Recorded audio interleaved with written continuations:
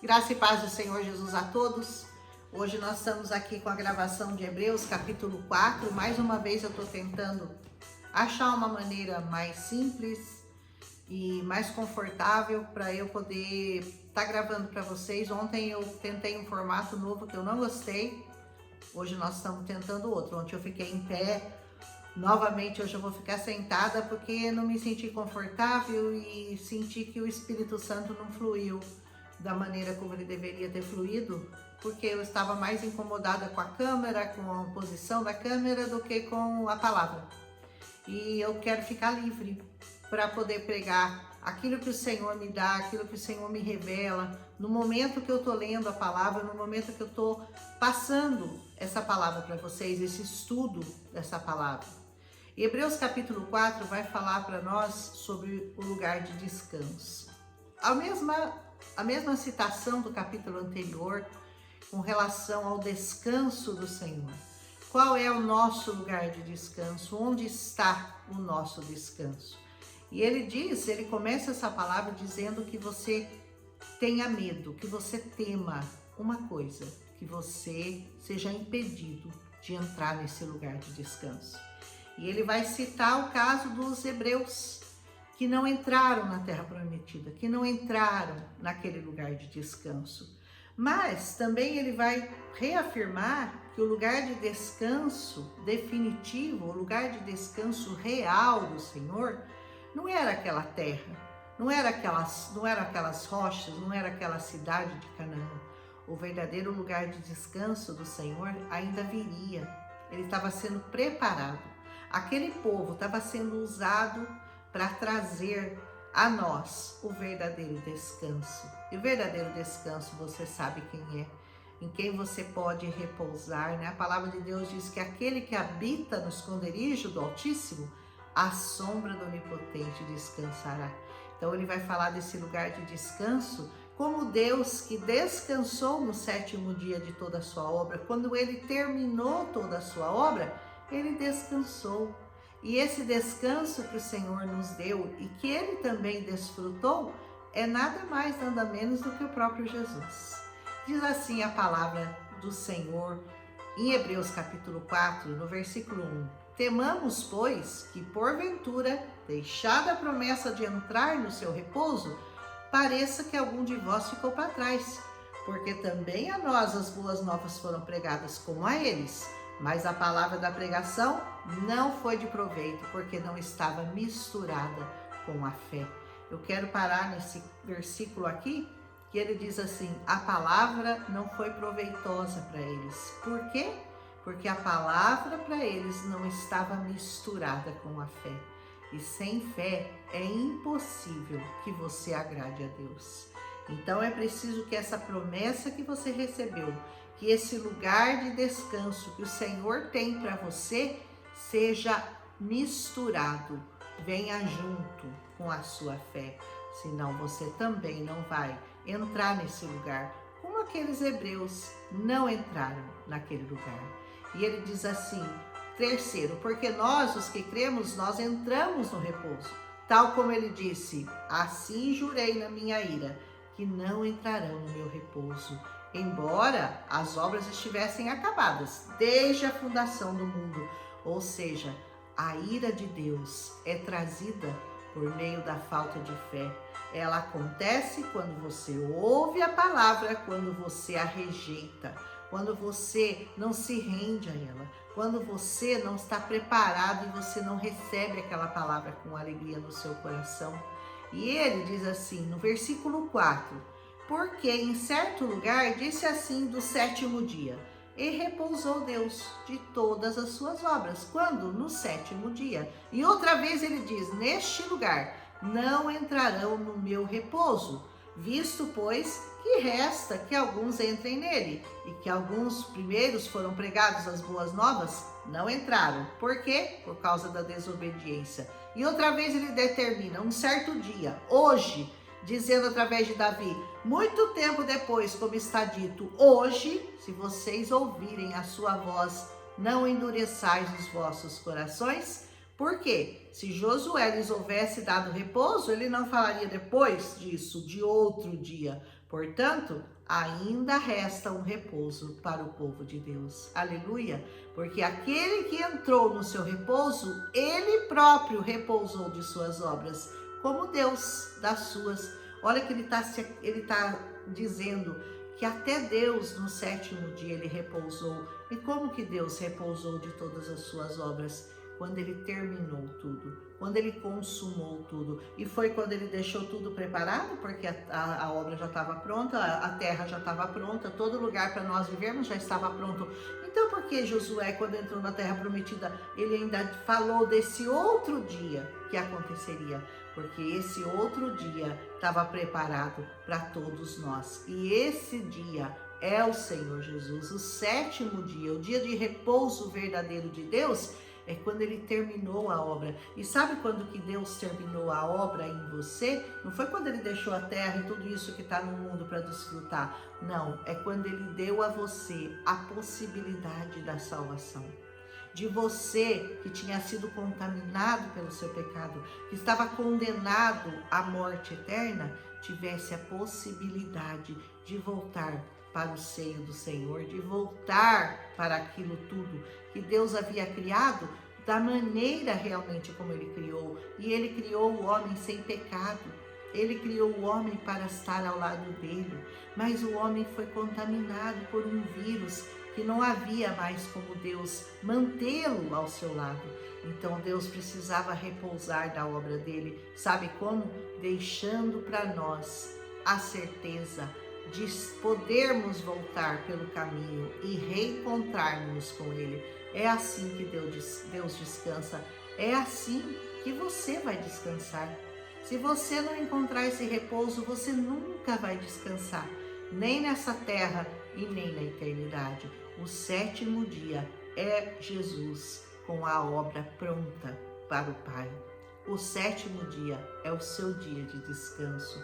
Descanse no Senhor Jesus, confie no Senhor Jesus, dê a Ele o seu coração, entregue a Ele os seus pensamentos e Ele trará repouso para a sua alma, através da fé, por meio da fé. Não é por coisas visíveis, não é olhando para as coisas desse mundo, porque você vai olhar e você vai ver outra realidade, mas se você colocar a lente da fé, da confiança, da certeza, nessa palavra que está sendo pregada, você encontrou o seu descanso. Não é lindo? O versículo 11 diz assim: procuremos, pois, procura, tenta, faz força, procuremos, pois, entrar naquele repouso, para que ninguém caia no mesmo exemplo de desobediência, porque a palavra de Deus, ela é viva, ela é eficaz, ela é mais penetrante que uma espada de 2 gumes, penetra até a divisão da alma e do espírito, das juntas e das medulas, e ela é apta para discernir pensamentos e intenções do coração. E não há nenhuma criatura diante dele que esteja oculta. Antes, todas as coisas nele estão nuas e patentes aos olhos daquele com quem nós temos que tratar. Aleluia! Visto que nós temos um sumo sacerdote, Jesus, o Filho de Deus, que penetrou no céu, então nós podemos reter firmemente a nossa confissão, porque nós não temos um sacerdote que não possa se compadecer das nossas fraquezas. Não é esse sacerdote que nós temos. Nós temos um sacerdote que conhece as nossas fraquezas, um que é como nós, porque foi tentado em tudo, mas sem pecado. Cheguemos, pois, com confiança ao trono da graça, para que nós possamos alcançar misericórdia e achar graça, a fim de sermos ajudados em tempo oportuno. É muito linda essa palavra, hein? Então, nós temos Jesus abrindo para nós, propiciando a nós o caminho de volta ao Pai. E essa palavra que é viva, que é eficaz, ou seja, ela é eficiente. Ela não é só viva, ela é viva, tem muita coisa viva que não é eficaz. Essa palavra, ela é viva e ela é eficaz para penetrar você, para penetrar as suas juntas, as suas medulas. Ela é capaz de discernir os pensamentos, os propósitos do seu coração. Ela separa juntas de medula. Você imagina como é difícil separar junta de medula? É uma coisa assim como você viver nessa terra, mas conseguir ao mesmo tempo estar vivendo no reino de Deus. Isso é possível pela fé. Nós podemos estar vivos aqui, olhando para as coisas dessa terra, mas conscientes de que nós não fazemos parte mais desse mundo, e nós somos participantes de um novo reino, que nós já estamos naquele lugar de repouso que o Senhor preparou para nós, e nós temos confiança porque aquele sumo sacerdote, o Senhor Jesus, ele suportou todas as afrontas, ele sofreu na carne, porque eu creio que como Deus ele jamais entenderia o que nós sentimos e nós passamos se ele tivesse permanecido só como soberano Deus, só em espírito. Ele nunca ia entender as dificuldades da nossa carne,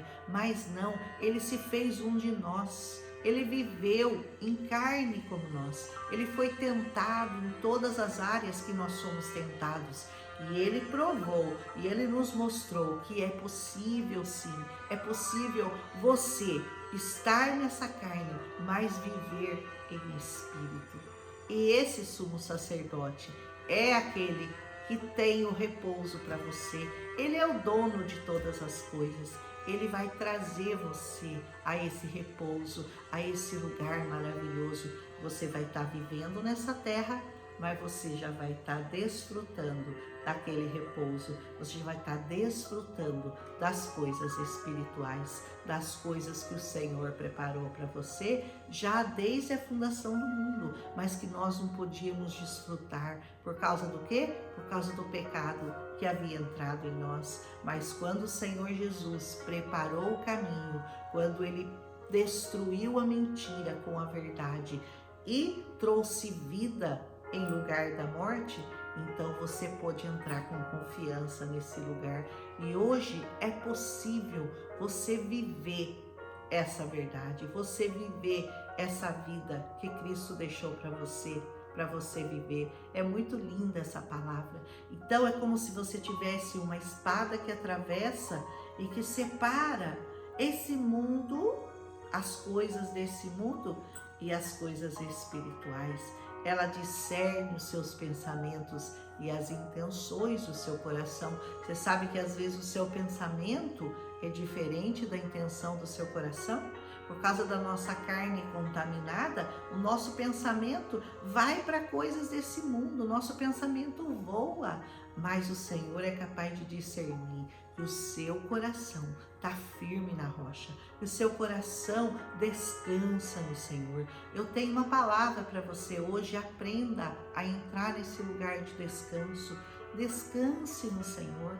Não há nada que você vai poder levar dessa terra, nada que você está vendo hoje é possível levar para aquele reino, mas você com confiança, você sabe que você alcançou algo superior e que na eternidade você estará desfrutando das coisas do Senhor. É muito maravilhoso, Hebreus capítulo 4, esse lugar de descanso, esse sumo sacerdote que veio aqui, que sofreu na carne tudo aquilo que nós passamos para poder nos entender, para poder compreender as nossas fraquezas, e ele se compadeceu de você, ele se compadece de nós, e ele preparou para você um novo caminho, para você retornar ao Pai.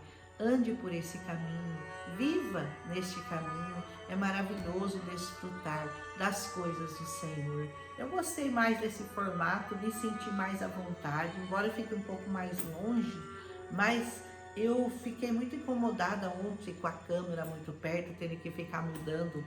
Se você gostou mais desse formato também, comenta aí, deixa seu like, compara o de ontem com o de hoje, você vai ver, eu tô me sentindo melhor, o Espírito Santo tá fluindo melhor através de mim, com certeza, porque eu vou um dia ainda achar o formato ideal para essas gravações, um lugar que eu realmente possa me sentir confortável e o Espírito Santo possa falar e convencer você, né? Porque eu não consigo te convencer, meu irmão, mas o Espírito Santo, por meio dessa palavra, consegue te convencer a encontrar um lugar de descanso para sua alma tão sedenta, tão cansada. Eu sei que você está cansado de ficar lutando com as suas próprias forças. Pare de lutar com as suas forças e comece a lutar com a espada do Espírito. Comece a lutar com as forças do seu Deus e você verá que nada nesse mundo será difícil demais para você, porque Ele venceu todas as nossas batalhas. Ele te fez mais do que vencedor. E ser mais do que vencedor significa que quando você entrou no ringue, o seu inimigo já estava no chão. Ele já não tem mais poder contra você, ele não pode mais te entristecer, ele não pode te desanimar, ele não tem mais poder nem autoridade sobre a sua vida, porque alguém já entrou no ringue antes de você e já o derrotou. Aleluia! Se você gostou, deixa seu like, faz um comentário e amanhã nós voltamos com Hebreus capítulo 5. Um abraço!